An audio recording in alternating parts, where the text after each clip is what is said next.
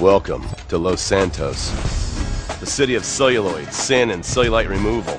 From dead starlets in Vinewood, to the gangbangers in Davis and Strawberry, and terracels in Chumash, to the drunken tourists in Del Perro Pier. It's time to take a look inside this cesspit of destroyed dreams, drug-addled degenerates, and deluded desperados that make up this great city of lights. Hi, I'm decorated FIB agent Stephen Haynes. The FIB, the police department, and the sheriff's office are fighting a war out here every day in a city where dreams too often become wet with tears. The Los Santos docks. This is where it all begins. The second largest port in the world, the great orifice of American capitalism. Stuff coming in, garbage going out, and hidden in over 2 million containers a day, God only knows where. The cartels pay off some low-level schlub, and suddenly you've got military-grade weapons, badly cut crystal meth, and grade A yayo from Mexico flooding our streets. And once it hits the hood, it's anarchy, with a side of murder hold to fries. Or maybe the Chinese are slipping some of our high-security weapons systems in with the recycling, and we're giving up our national security for nothing? Who knows? Who cares? As long as the financial party continues, we'll just keep picking up the pieces. A word to the wise, kids. Never use PCP.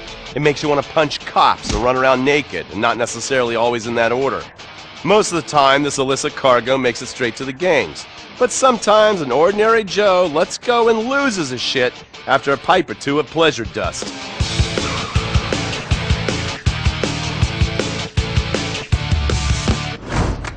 The Vagos.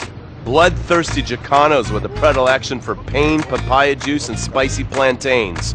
They're one of the largest Mexican street gangs in the city, with rumored connections to several major mafias. While half the battle out here is fought with guns, the other half is with informants. Sometimes you need to become the bad guys to bust the bad guys. Alright guys, let's go. When the ballas and the families aren't shooting each other, they're selling the dope that the junkies are shooting into their veins.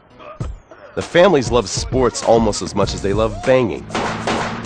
Flashy, arrogant, competitive, and aggressive, they are lifelong bitter enemies of the ballas.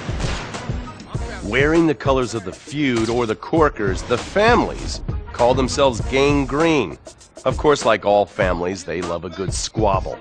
Subdivided into sets, such as the Chamberlain Gangsters or the Carson Avenue set, it turns out the families love shooting each other almost as much as they love shooting ballas. Now, the LSPD have had many run-ins with various family sets over the years. With the ballas, the FIB take a more community outreach approach. Hey guys, stay out of trouble now. Suck my Steve Haynes.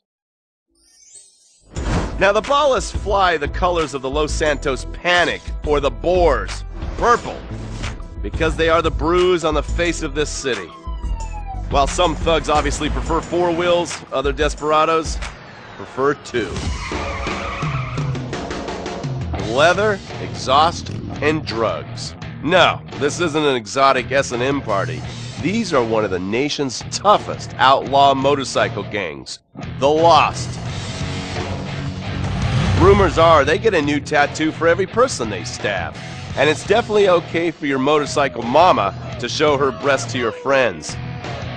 The FIB has been tracking the Lost for years. We've jumped from coast to coast and have spent more time in the Midwest than a tornado spotter. When they're not running meth, they're smoking it. Or so I hear, a dangerous new drug on the streets called toilet cleaner. And believe me, your toilet will be cleaned after you've smoked some of it. Of course, Vinewood being Vinewood, it's not all about leathery dudes trying to show off on their motorbikes or roided-up gangbangers stuck in some 90s time warp. This is the town that made mass murder into nostalgia. Of course, to become truly popular, your murder has to be both unsolved and gruesome. In a town full of alien spotters, adults dressed as zombies, and entertainers dressed as cartoon characters, it takes something particularly awful to really catch people's attention.